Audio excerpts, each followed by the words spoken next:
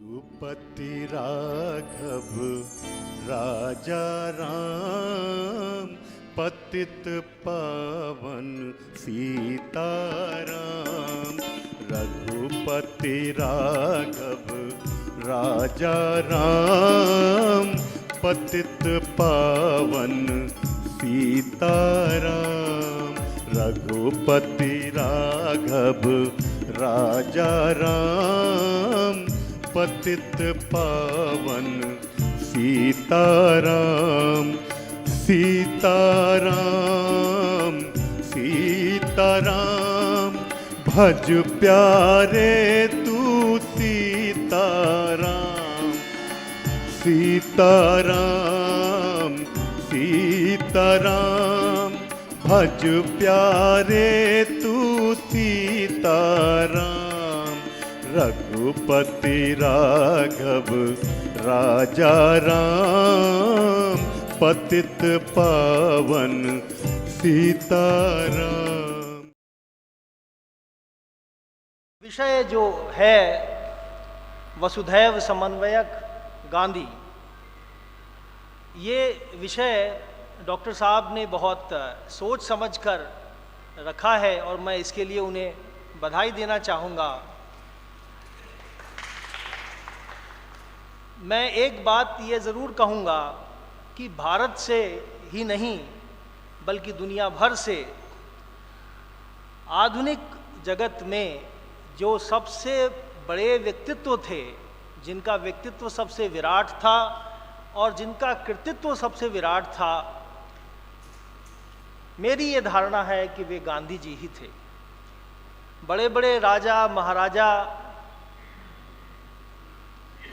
Military commander, president, prime minister, ये सब तो और भी बहुत हुए हैं और उनमें से किसी के भी योगदान और अवदान को हम कम करके नहीं देखते, लेकिन गांधी जी की जो हस्ती थी वो सबसे अलग थी। विश्व समन्वयक या वसुधैव समन्वयक गांधी जी तमाम अर्थों में थे। मैं अधिक न बोलकर दो तीन बातें कहूँगा। सबसे पहला हमें ये समझना पड़ेगा कि जब गांधी जी उभरे तो उस समय दुनिया के हालात क्या थे। पूरी दुनिया में यूरोप की सभ्यता ने एक प्रकार से कब्ज़ा कर लिया था। यूरोप के मुल्कों का कब्ज़ा बाकी की पूरी दुनिया पर था। North America, south America, Africa, Asia. और वो जो 19वीं शताब्दी का जिसको उत्तरार्ध हम कहेंगे, उस समय पर ब्रिटिश हुकूमत अपनी ऊंचाई पर थी, अपनी चरम पर थी। दुनिया का कोई एक दो छोटे मोटे मुल्क थे ऐसे जो बचे थे नाम के लिए, जहाँ पर यूरोपियंस का वर्चस्व नहीं था, लेकिन ज़्यादातर जगह था, और जहाँ नहीं भी था वहाँ पर भी उनका दबाव ज़रूर था।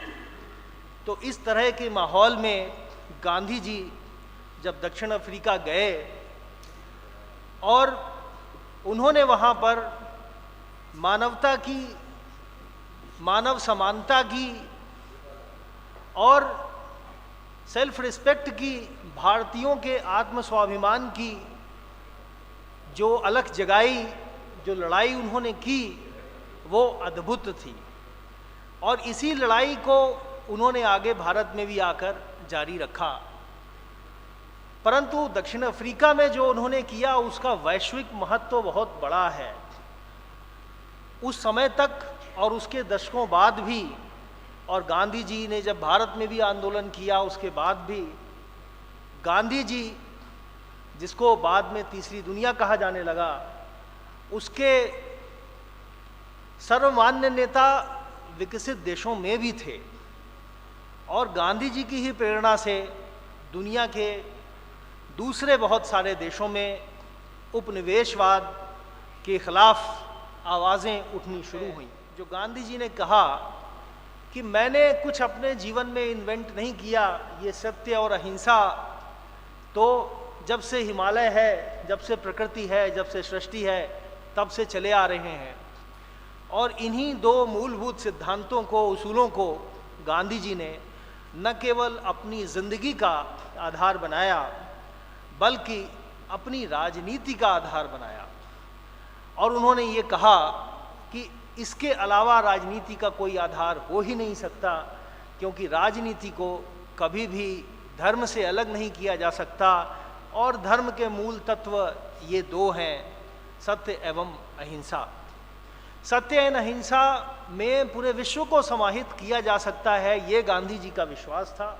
जग में कोई जिया है तो बापू तू ही जिया, तूने वतन की राह में सब कुछ लुटा दिया।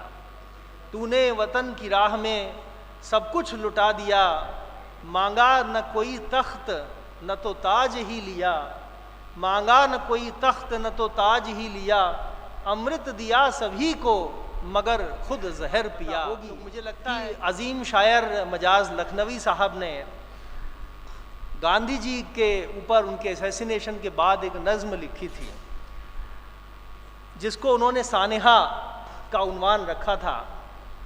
तो मैं 2-4 कपलेट्स उसमें से आपके सामने रखते हुए अपनी बात समाप्त करूंगा। इसमें जो खिंचाव है, जो कशिश है, जो गहराई है, काबिल गौर है कि दर्दो गमे हयात का दरमां चला गया, दर्दो गमे हयात का दरमां चला गया, वो खिज्र अस्र ईसाए दौरां चला गया, वो खिज्र अस्रो ईसाए दौरां चला गया। हिंदू चला गया न मुसलमान चला गया, हिंदू चला गया न मुसलमान चला गया, इंसान की जुस्तजू में एक इंसान चला गया, इंसान की जुस्तजू में एक इंसान चला गया। रक्सां चला गया न गज़ल ख्वां चला गया, रक्सां चला गया न गज़ल ख्वां चला गया, सोज़ो गुदाज़ो दर्द में गलतां चला गया, सोज़ो गुदाज़ो दर्द में गलतां चला गया। बरहम है जुल्फ़ कुफ्र तो ईमा है सरनिगूं, बरहम है जुल्फ़ कुफ्र तो ईमा है सरनिगूं, वो फ़ख्र कुफ्र नाज़िशे ईमा चला गया, वो फ़ख्र कुफ्र नाज़िशे ईमा चला गया। बीमार ज़िंदगी की करे कौन दिल दही, बीमार ज़िंदगी की करे कौन दिल दही, नब्बाज़ो चारा साज़े मरीज़ां चला गया, नब्बाज़ो चारा साज़े मरीज़ां चला गया। किसकी नज़र पड़ेगी अब इसियां पे लुत्फ़ की, वो महरमे नज़ाकते इसियां चला गया। वो गांधी जी समाज के सम्राट थे। समाज का सम्राट, हर चीज डिमोशन होता है उसके बाद। और वो जो है अपने हयात पे, अपने ज़िंदगी पे भी वो भी सोचते थे जैसे हर इंसान सोचता है कि क्या उम्र होगी मेरे नसीब में लिखी हुई। तो कहते थे मजाक में ही सही, लुई फिशर को ही कहा था उन्होंने कि मैंने इतनी ज़िंदगी कटाई है, ऊपर वाला अगर होगा तो 125 तक तो टान के ले ही जाएगा मुझे, क्योंकि शास्त्रों में लिखा है कि अगर ज़िंदगी अच्छी बिताओ तो 125 तक आती है। उनके जाने का सदमा मैंने अपनी काफ़ी ज़िंदगी बताई है, उनको पढ़ने में, लिखने में, उनके बारे में लिखने। उनकी 30 जनवरी का सदमा अभी भी आंसू ले आता है। लेकिन कभी कभी मैं सोचता हूँ कि शायद 125 तक जिंदा रहते हैं तो फिर जो देश बनाया है उसके बारे में क्या सोचते हैं। शायद उसके बारे में हम सबको सोचना है। अगर गांधी जी गुजरे नहीं हैं, गांधी जी हैं तो ये देश है। सबसे बड़ी उनकी अचीवमेंट थी हमें खौफ और भय से आज़ाद करना। जिस दिन हमें भय से आज़ाद कर दिया इस आदमी ने, उसके बाद अंग्रेज कुछ नहीं था। Modernity is an ideology. जब देश को संभालना था, सौंपना था, बनाना था, गांधी जी की बिगुल 1920-22 की तो हो गई, लेकिन 1930 में पूर्ण स्वराज हुआ। उस जमाने में उन्होंने ये ध्यान दिया कि भाई मुल्क तो हमारे मन में आज़ाद हो ही चुका है, पूर्ण स्वराज तो आ ही गया है, लेकिन मुल्क को हम बनाएं कैसे, कैसा मुल्क होगा। तो 1921 में उन्होंने ड्राफ्ट रेजोल्यूशन किया। मैंने संक्षिप्त में उसके 4 मुद्दे हैं। सबसे पहला, आज़ादी का मतलब होता है आवाज़ की आज़ादी, कॉन्शियंस की आज़ादी। यानी हमारा मुल्क जो है, सबसे आज़ाद अगर कोई होगा तो वो जिसके हाथ में वोट है। आज तक अगर मुल्क जिंदा है तो उस बनिस्बत जिंदा है, क्योंकि गरीब के हाथ में जो वोट है, और हर इलेक्शन में वो किसी न किसी को एक कहीं ना कहीं मैसेज पहुंचाता ही पहुंचाता है, हर इलेक्शन में पहुंचाता है। और जो अक्लमंद होते हैं वो मैसेज को समझ लेते हैं। दूसरी ये है डेमोक्रेसी। दूसरी, मजहब की आज़ादी।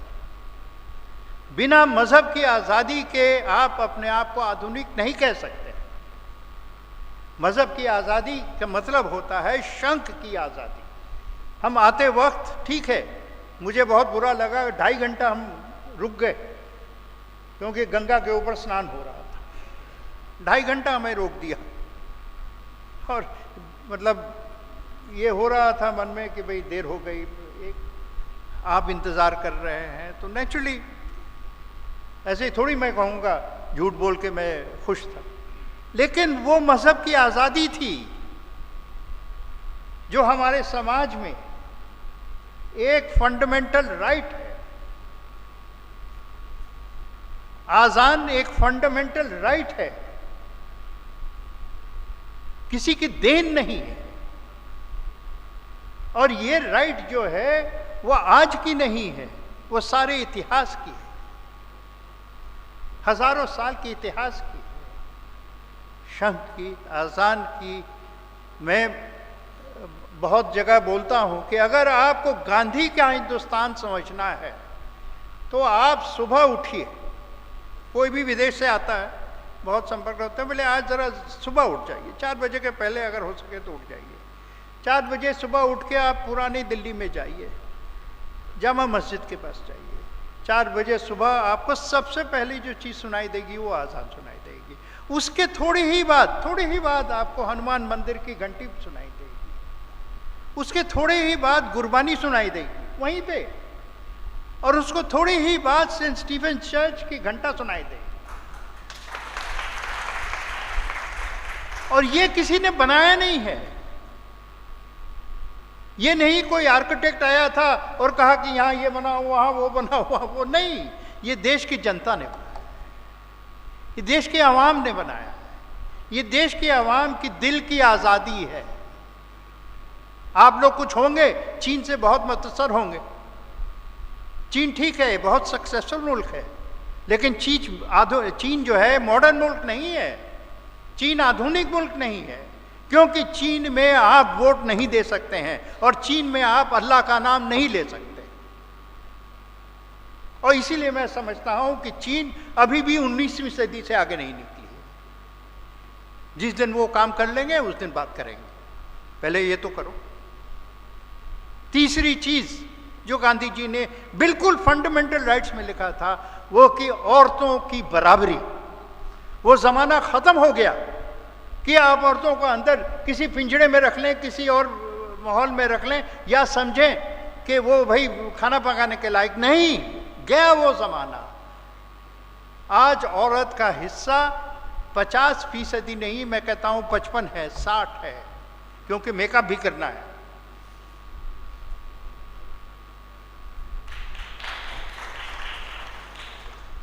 जेंडर इमेंसिपेशन, औरतों की एकता, हर इदारे में उनको न सिर्फ सामने रखना, उनको लीडरशिप देना।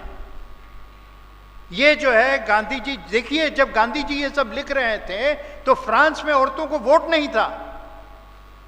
उस जमाने के समाज में तो समझिए, अंग्रेज जैसा झूठा तो मैं किसी को जिंदगी भर में नहीं देखा हूं। ये जो अंग्रेज कहता है कि 1946 में 1935 में आपको वोट दिया था, बिल्कुल सरासर झूठ है। किसको वोट दिया था? सिर्फ 10% जो अमीर थे उनको वोट दिया था, गरीब को थोड़ी वोट दिया था। सारे औरतों को थोड़े ही वोट दिया था। अगर गरीब को वोट देता तो यहाँ के रिजल्ट बहुत कुछ और होते। और चौथी बात जो है गांधी जी की देन, जिसके वजह से आज हिंदुस्तान पुख्ता है, वो है गरीबी का जमाना अब गया। आजादी का मतलब है भूख से आजादी, भूख से आजादी। जो चरखा है वो किस लिए चरखा है? चरखा इसलिए है कि उनके धोती क्यों पहनते थे? वो इसलिए पहनते थे क्योंकि कहते थे हमारे गरीब जो हैं उनका कपड़ा है। मैं अगर अपने गरीब का कपड़ा नहीं पहन सकता हूं तो मैं किस लायक हूं? मैं किसका रिप्रेजेंटेटिव हूं? 1931 में इंग्लैंड गए तो वहां पर नहीं, थैंक यू। 1931 में इंग्लैंड गए तो वहां के राजा थे किंग जॉर्ज द फिफ्थ। उन्होंने दावत दी, क्या करेंगे? समाज सम्राट को दावत नहीं देंगे तो क्या करेंगे? लेकिन दावत के साथ एक और मैसेज भेजा कि आप ज़रा सा हमारे कोर्ट में, हम अंग्रेज़ हैं, ये वो, यहाँ तो बिना सूट के आप नहीं आ सकते, कोर्ट ड्रेस जो होता है। तो गांधी जी ने कहा तो मैं जब बच्चा था, यहाँ पर स्टूडेंट था, तब आखिरी सूट पहना था भैया, मैं नहीं आऊँगा, क्यों तकलीफ़ देते हो मुझे? मतलब बकरी के दूध के साथ रहने दो, मुझे तुम्हारी चाय वाय की ज़रूरत नहीं। तो फिर वहाँ पर बात चली कि नहीं नहीं नहीं भैया, ऐसा नहीं हो सकता। तो फिर एक आदमी के लिए किंग जॉर्ज द फिफ्थ ने सारा ड्रेस प्रोटोकॉल बदला, सारा ड्रेस प्रोटोकॉल, और वो अपने धोती में और शॉल में सामने गए। जब वो निकले तो वहाँ पर भी मीडिया थी, तो मीडिया ने गांधी जी से पूछा, ये Mahatma, were you wearing enough clothes for the king? यानी कि क्या आप ये किंग जॉर्ज के लिए सारे कपड़े किंग जॉर्ज के लायक थे? तो गांधी जी ने कहा, अरे उसकी परवाह मत करो, राजा ने हम लोग दोनों के लिए काफ़ी कपड़े पहने थे।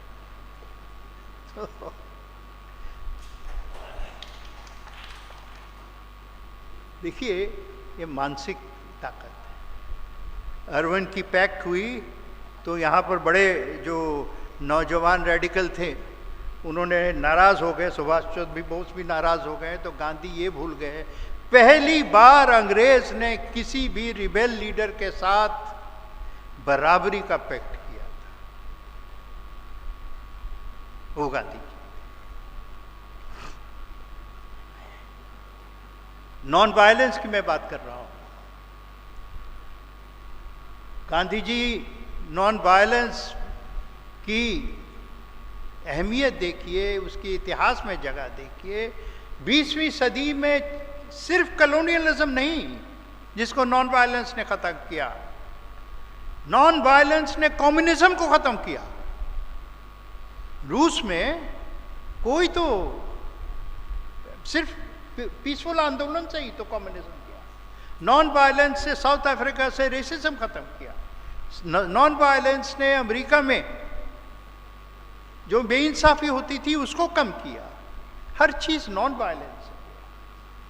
आज जो कहा जाता है, हमारे प्रधानमंत्री कहते हैं कि war is not a solution. जंग जो है कोई इज नॉट अ सोल्यूशन, कुछ नहीं निकलेगा जंग से। और जंग करने वाले जो हैं उनको कहना चाहिए। अभी मीडिया जो मुझसे बात कर रही थी तो मैं उनको कहा कि आज के माहौल में गांधी जी की खास याद आती है, मुझे बहुत खास याद आती है। इतना जंग टीवी पे देखिए तो जंग, बर्बादी, तबाही। तो गांधी जी कहे कि बाइबल में एक सेंटेंस है, एन आई फॉर एन आई, यानी एक आंख के बदले में एक आंख। हजरत मूसा का कहा हुआ है कानून है। उन्हें यह कहा कि अगर जुर्म है तो सजा होनी चाहिए, लेकिन सजा का मतलब ये नहीं कि नफरत होना चाहिए। सजा का मतलब ये नहीं कि बदले में आप डूब जाओ। उन्होंने कहा कि अगर एक आंख के खिलाफ एक आंख लोगे तो बहुत जल्दी सारी दुनिया जो है अंधी हो जाएगी। आज हमारे जो हुक्मरान हैं कुछ अगर इसे याद रखें तो शायद कुछ अमन की भी आशा हो।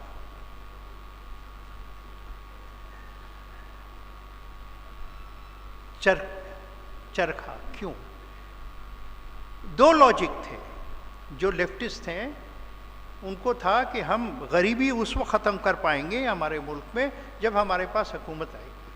गांधी जी ने कहा गरीब के पास वक्त कहाँ है, भूख से तो वो आज मर रहा है। अगर उसकी ज़िंदगी में हम आधा आना भी इजाफा कर ले तो कम से कम एक बेला का तो खाना खाएगा। इसीलिए उन्होंने चरखा इसलिए भी उठाया याद दिलाने को कि 1750 में जब अंग्रेज़ बंगाल में पहली बार आए और 57 में उन्होंने सिराजुद्दौला को हरा के हुकूमत ली, उस वक्त 1750 में इंडिया की जीडीपी दुनिया की जीडीपी में नंबर 2 थी। 24% of world fat manufacturing output came from India. चीन का 30% था, अंग्रेज का 2% भी नहीं था। 1947 में बिल्कुल उल्टा हुआ, अंग्रेज के पास 24% चल गया, हमारे पास 2% रह गया। लेकिन चलिए अब ज़माना आ गया है, अब हमारे पास वापस 24% आने वाला है।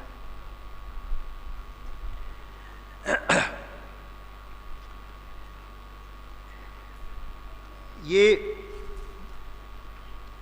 गांधी जी के बारे में बोलने में एक बहुत बड़ी समस्या है, वो है कि कहाँ ख़त्म करें। इतना कुछ है उनकी ज़िंदगी में कि आप मैंने तो खुद 2 किताबें लिखी हैं, तो मुझे अंदाज़ा है कि कलम रुकती नहीं, रोकना पड़ता है। वो बहुत मजहबी आदमी थे, अपने आप को अद्वैतिक हिंदू कहते थे सच्चाई से, जो इटर्नल सच्चाई है उससे हमें सिर्फ माया है वो रोक के रखी है। उनकी जो मज़हब थी, उनका जो धर्म था, वो अपने माँ से सीखा हुआ था। उनकी माँ पुतलीबाई प्रणामी संप्रदाय, एक प्रणामी संप्रदाय जो 15वीं सदी में 16वीं सदी में देवचंद्र महाराज उमरकोट से निकले थे। तो उन्होंने मैं समझता हूँ सारा जो हमारा मसला है ना, 2 लाइन में उस संप्रदाय में जो के है सब निचोड़ के लिख के हमारे सामने रख दिया। हम अगर इसे ना पढ़ें तो हमारी किस्मत फूटी है, और वो है जो कुछ कहिया वेद ने सो ही कहिया किताब, जो कुछ कहिया वेद ने सो ही कहिया किताब, दोनों बंदे एक साहिब के, दोनों बंदे एक साहिब पर लड़त पाए बिना भेद। सब एक आदमी के बनाए हुए हैं। आप किसी का नाम लेते हैं, कोई और नाम लेता है। जब गांधी जी ने सूरह फातिहा अपने लिटनी में, अपने प्रेयर मीटिंग्स में शामिल किया तो लोग कुछ नाराज़ हुए, लेकिन वो भूल गए थे जो लोग नाराज़ हुए सूरह फातिहा में कि सूरह फातिहा में अल्लाह क्या है? अल्लाह रब्बुल आलमीन है, सबका रब है, सारे आलम का रब है। अल्लाह सिर्फ रब्बुल मुस्लिमीन नहीं है। अगर अल्लाह ने सबको बनाया है, इस बैठे हुए समाज में सबको बनाया है, तो हमारी क्या जिम्मेदारी है? सबको अल्लाह के बंदा समझ के उससे हंस खेल के मोहब्बत से अपनी ज़िंदगी बिताओ। और क्या है, जाना उसे भी है, जाना हमें भी है। कोई परमानेंटली अपना एड्रेस तो इस दुनिया में रखा नहीं।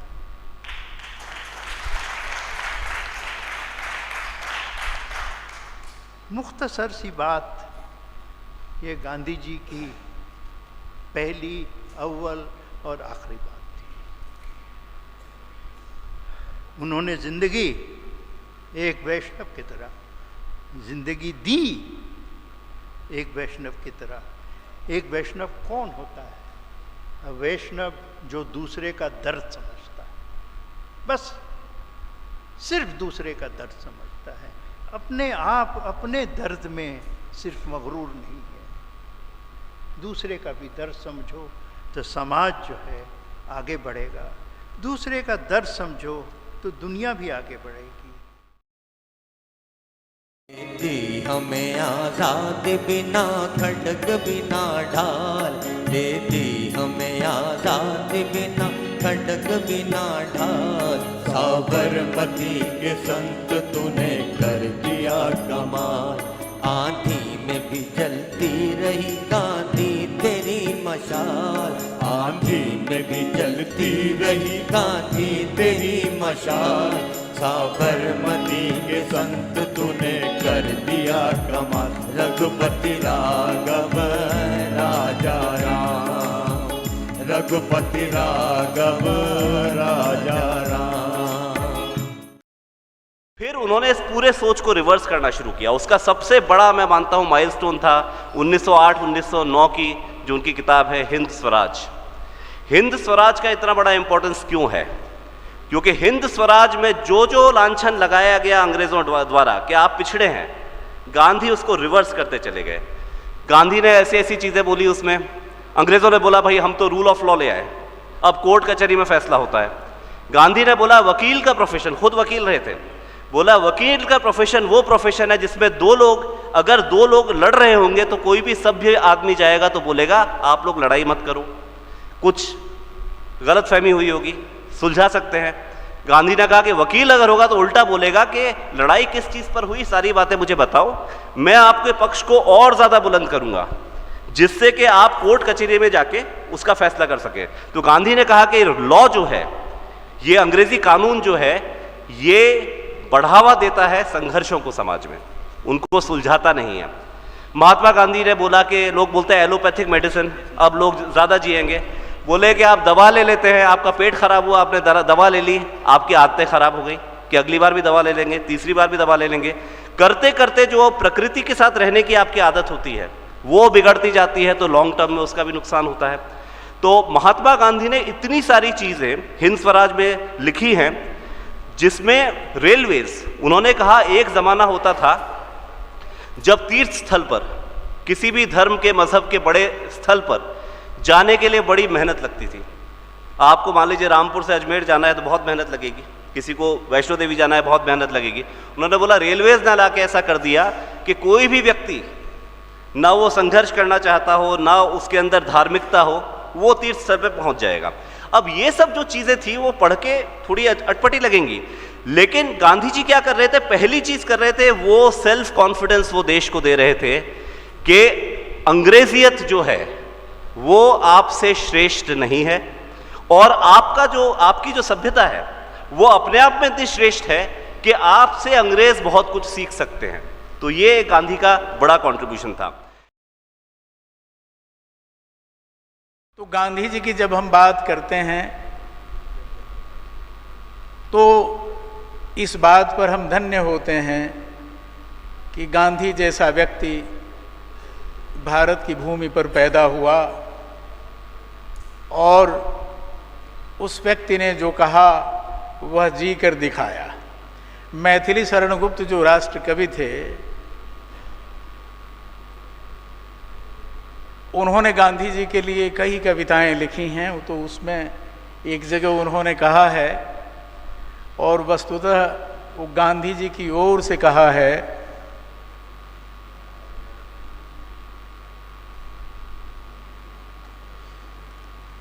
वो पंक्तियां हैं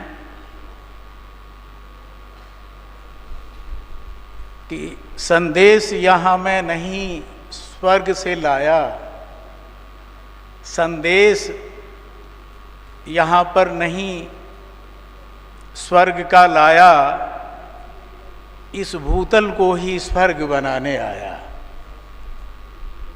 तो गांधी ऐसे व्यक्ति थे जिन्होंने स्वर्ग से कोई संदेश हमें नहीं दिया, पर इस संसार को, इस धरती को स्वर्ग बनाने का उद्यम किया। गांधी जी के जीवन व्यवहार में आप जाएं तो चाहे वो धर्म हो, चाहे वो परंपरा हो, चाहे वह संस्कृति हो, चाहे वह राजनीति हो, चाहे समाज का कोई भी इलाका हो, गांधी ने हर क्षेत्र को प्रभावित किया, हर क्षेत्र को व्यवहारिक रूप से जीने लायक बनाया और हमें एक मनुष्य होने की सीख दी। गांधी जी जिस सत्य को और अहिंसा को लेकर चले, वह सत्य गांधी जी की कही हुई बातों पे हम जाएं तो वो सापेक्ष सत्य है। सापेक्ष सत्य ये कि हम जिसको सत्य समझते हैं, और सत्य सबका अलग अलग हो सकता है। आपका जो सत्य है वह समझिए, हम जो कह रहे हैं वह नहीं। गांधी जी ने तो सत्य को ईश्वर कहा। सत्य ही ईश्वर है, सत्य ही प्रेम है, सत्य ही परम आत्मा है, सत्य ही वह अधिष्ठान है जिसके लिए हम जीने का व्रत लेते हैं और जीने का संकल्प करते हैं। गांधी जी ने उस परम सत्ता के अंशी रूप में मनुष्य की आत्मा को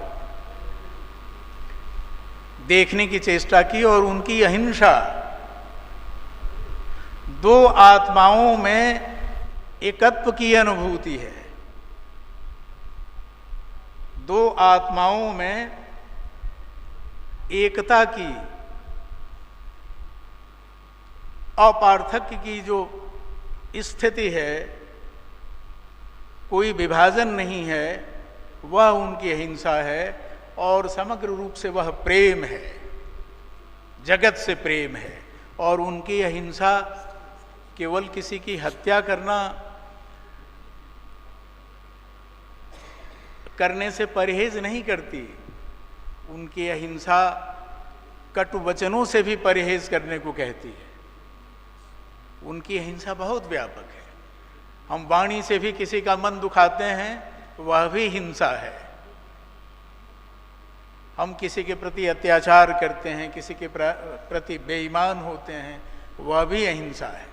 इसी तरह से उनके जो 11 व्रत हैं, अस्तेय है, अपरिग्रह है, अभय है, ब्रह्मचर्य है, जीविकार्थ श्रम है, स्वदेशी है, ऐसे जो 11 व्रत हैं, उन व्रतों के माध्यम से वह मनुष्य को मोक्ष सिद्धि तक ले जाते हैं कि हम आवागमन से छूट जाएं। और यह सारे व्रत, इन 11 व्रतों में सिर्फ 2 ही व्रत हैं जो गांधी ने अपनी ओर से जोड़ा। पहला है जीविकार्थ श्रम, वह गीता के यज्ञ से लिया गया है। यज्ञ श्रम से होता है। और उनका जो स्वदेशी है वह भी गीता के स्वधर्म से प्रेरित है। स्वधर्म है कि हम जिस देश में, जिस भूभाग में, जिस भाषा में, जिस संस्कृति में, जिस अंचल में रहते हैं, उससे प्रेम करें, उसके प्रति अप्रतिम रूप से जुड़ें, उसको अपना समझें।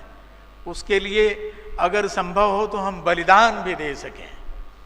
तो स्वदेशी का मतलब देश में पैदा की गई किसी वस्तु के उपयोग से ही नहीं है। स्वदेशी बहुत विराट है। और इन सब का, इन 11 जो व्रत हैं गांधी के, वो जाहिर है आप सबको पता है कि यह 11 व्रत उनके स्वयं के लिए और आश्रम वासियों के लिए था। और आपको पता है कि गांधी का सारा अधिष्ठान, सारी क्रिया, सारा विनियोग आश्रम के तहत आया। जैसे साबरमती आश्रम है, सेवाग्राम है वर्धा का, या दिल्ली में भी जहाँ वो रहते थे वो हरिजन आश्रम था। तो आश्रम से जो संज्ञान मिला उनको, उसमें सामूहिकता का व्रत लेते हुए उन्होंने इन 11 व्रतों का आह्वान किया और उससे अपने स्वराज की कल्पना की। और यह स्वराज हमारे यहां देखिए, स्वराज को अनेक गलत संदर्भों में समझा जाता है। स्वराज सेल्फ इनलाइटन है, स्वयं प्रकाश है, आत्म प्रकाशित है। और गांधी जी ने कहा कि स्वराज वैदिक शब्द है और इसका अर्थ आत्म संयम और आत्म अनुशासन है। तो जाहिर है मनुष्य तब सेल्फ इनलाइटन होगा, तब स्वयं प्रकाशित होगा, जब वो संयमी होगा, आत्मनिग्रही होगा, हर तरह के पार्थक्य को भूल जाएगा और पूरे जगत को, पूरे संसार को ईश्वर का प्रकट रूप समझेगा और अनासक्त भाव से गृहस्थ धर्म को जीते हुए एक लक्ष्य के प्रति समर्पित हो जाएगा। तो गांधी जी की जो मान्यताएं हैं, जो उनके मूल्य हैं, वो किसी भी तरह के धर्म, किसी भी देश, किसी भी संस्कृति की हदबंदी में नहीं आते। इसलिए ये बड़ा दिलचस्प है कि मनोविज्ञान ने इतना सारा विकास किया, लेकिन गांधी जी का प्रतिक्षण, प्रतिदिन, प्रतिमाह या प्रतिवर्ष जिस तरह का व्यक्तित्वांतरण हुआ, उनके व्यक्तित्व का जिस तरह से रूपांतरण होता गया, वो किसी मनोविज्ञानी के वश का नहीं है कि उसका वो परीक्षण कर सके। इसीलिए मैक्स वेबर, कार्ल मार्क्स जैसे बड़े बड़े विचारकों ने जो रैशनैलिटी की चेतना की अवधारणा दी, वो उस आधुनिक सभ्यता की सड़ाद से पैदा हुई अवधारणा थी, जिसका सीधा सीधा प्रोडक्ट ये था कि वेश्यासक्ति सोच से ही बढ़ते हुए आप चेतना को अवस्थित करिए। गांधी ने उसका खंडन किया। गांधी ने मन और देह की पवित्रता की बात की और कहा कि मन और देह की पवित्रता जब तक नहीं होगी, तब तक मनुष्य में वह चेतना पैदा नहीं हो सकती जो पशु सिद्धि से या पशु उद्भूति से किसी मनुष्य को अलग कर सके। और जब आप गांधी जी की प्रसिद्ध पुस्तक हिंद स्वराज में जाते हैं तो आप देखते हैं कि कैसे भारतीय स्वत्व और स्वाधीनता की चेतना उस ग्रंथ में है, उस पुस्तक में है। रवि जी ने प्रारंभ में कहा कि ये जो विषय हमने रखा है वसुधैव समन्वयक गांधी,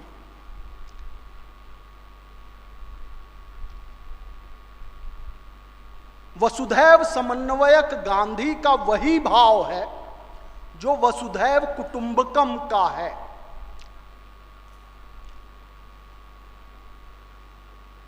और मेरा आरंभ से ये मानना रहा है, ज्योतिष जी ने कई बार इस बात को सुना भी है, मैंने गाजीपुर में शायद इस बात को कहा था, जब हमारे एक वामपंथी मित्र ने संघर्ष को लोक रचना का आधार बताया था। मार्क्स और लेनिन की बात हुई थी जब अकबर साहब यहां थे। मेरा स्पष्ट मानना है कि लोक रचना कभी संघर्ष से नहीं होती, समन्वय से होती है, और समन्वय का मार्ग गांधी का मार्ग है।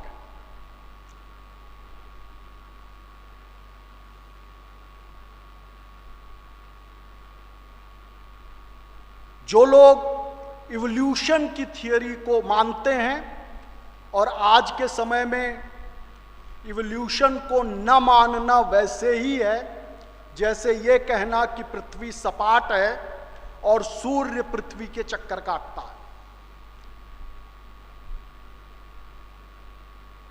उसमें स्पष्ट रूप से यह आता है कि सबसे बलिष्ठ जातियां, सबसे बुद्धिमान जातियां भी इवोल्यूशन के क्रम में आगे नहीं बढ़ पाई, वही जातियां, वही प्रजातियां आगे बढ़ी जिन्होंने अपने पर्यावरण के साथ, अपने वातावरण के साथ समन्वय स्थापित किया। यह समन्वय का मार्ग प्रकृति का मार्ग है।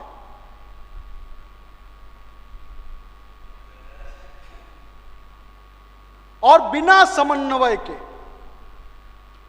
दो मित्र आपस में बात नहीं कर सकते, एक परिवार नहीं चल सकता, एक गांव नहीं चल सकता, देश, समाज, दुनिया की बात तो बहुत दूर है।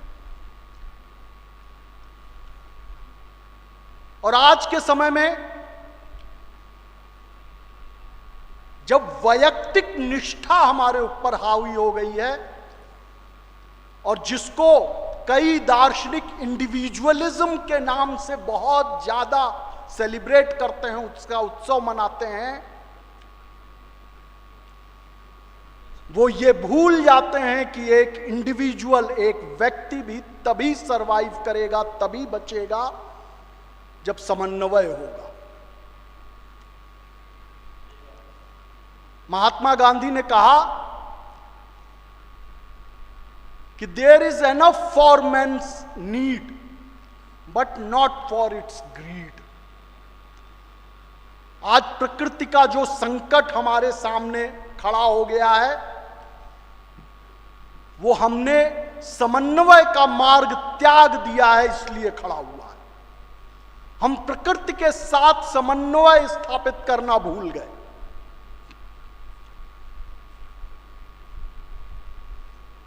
भविष्य का अध्ययन करने वाले विशेषज्ञ बताते हैं कि मानव जाति विलुप्त हो चुकी है, लुप्त हो चुकी है भविष्य में। अब तो केवल एक औपचारिकता मात्र बची है। हम ऐसी जाति हैं, ऐसी प्रजाति हैं जो स्वयं अपनी रक्षा नहीं कर पा रहे हैं और उसमें कुछ नहीं करना, केवल अपनी जीवन शैली को प्रकृति के अनुकूल बनाना है, समन्वय करके चलना है। बहुत कठिन मार्ग नहीं है, लेकिन फिर भी नहीं कर पा रहे।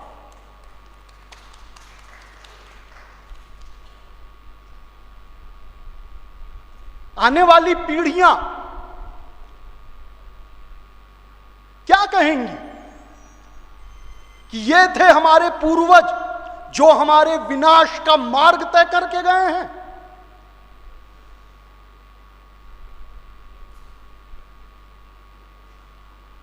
इसलिए गांधी के बारे में बहुत से प्रश्न खड़े किए जाते हैं। अकबर साहब ने कहा 20वीं शताब्दी, 21वीं शताब्दी, किसी ने कहा, रोमा रोला ने शायद कहा 2000 वर्ष। क्या हम गांधी को काल में माप सकते हैं?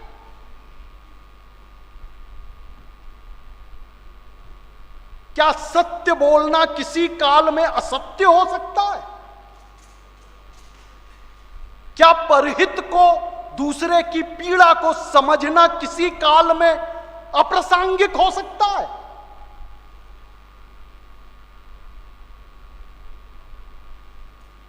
इसलिए जो गांधी की प्रासंगिकता की बात करते हैं वे स्वयं अप्रासंगिक हैं और वे विनाश का मार्ग तय कर रहे हैं। गांधी ने हमें जीवन का मार्ग दिया।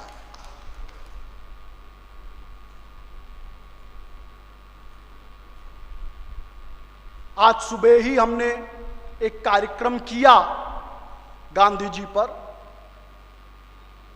और कुछ बातें उसमें से मैं फिर से दोहराना चाहूंगा। गांधी जी का सबसे प्रिय भजन था नरसिंह मेहता का, वैष्णव जन को तेनेर कहिए पीड़ पराई जाने रे। वही वैष्णव है जो दूसरे की पीड़ा को समझता है। गोस्वामी तुलसीदास कहते हैं, परहित सरिस धर्म नहीं भाई, पर पीड़ा सम नहीं अधमाई। दूसरे के हित, दूसरे के उपकार से बड़ा कोई धर्म नहीं है, और दूसरे को पीड़ा पहुंचाने से बड़ा कोई अधर्म नहीं है। मुझसे पहले के सभी पूर्व वक्ताओं ने इस बात को बार बार कहा।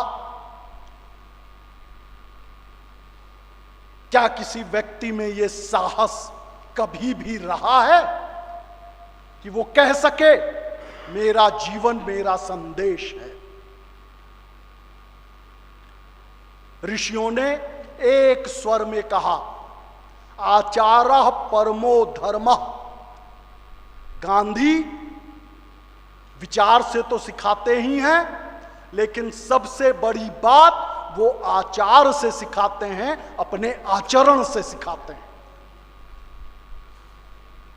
किताबें तो बहुत लोग पढ़ लेते हैं, राज्य भी बहुत लोग स्थापित कर लेते हैं, दार्शनिक सिद्धांत भी बहुत लोग स्थापित कर लेते हैं, लेकिन अपने विचार को अपने आचार के द्वारा सिद्ध करके अगर कोई आगे बढ़ सका है तो वो महात्मा गांधी। इसलिए यदि हम अपनी आने वाली पीढ़ियों के लिए बेहतर भविष्य चाहते हैं, तो जैसा हमारी सनोबर जी ने बड़ा अच्छा आज प्रदर्शनी का एक शीर्षक दिया है, नो गांधी, क्या है, follow Gandhi, no Gandhi follow Gandhi. Gandhi को जानिए और गांधी के आचरण को अपनाइए। आज गांधी जयंती के अवसर पर यदि हम अपने आचरण में, अपने व्यवहार में थोड़ा बहुत भी दूसरों की पीड़ा को समझने का सामर्थ्य पैदा कर सकें, दूसरों के का हित करने का सामर्थ्य उपस्थित कर सकें, तो इसमें कोई दो राय नहीं है कि चाहे वो इजराइल पैलेस्टीन का युद्ध हो, यूक्रेन और रूस का युद्ध हो, या ये जो कारपोरेट जगत की अंधी दौड़ में हर व्यक्ति को भोगवादी बनाते हुए, डिमांड जनरेट करते हुए रोबोट और मशीन बनाकर उसे उसके विचारों पर अपना आधिपत्य स्थापित करने का जो प्रयास चल रहा है, इन सब से, इन सारे बंधनों से मुक्त होकर हम स्वराज्य की ओर बढ़ेंगे। स्वराज्य का सीधा अर्थ है स्वपर राज्य, अपने ऊपर राज्य। जिसने स्वयं को जीत लिया उसने जग को जीत लिया। धन्यवाद। धरती पे लड़ी तूने अजब ढंग की लड़ाई, दागी न कहीं तोप न बंदूक चलाई, दुश्मन के किले पर भी न की तूने चढ़ाई, पारे फकीर खूब करामात दिखाई, चुटकी में दुश्मनों को दिया देश से निकाल, चुटकी में दुश्मनों को दिया देश से निकाल, साबरमती के संग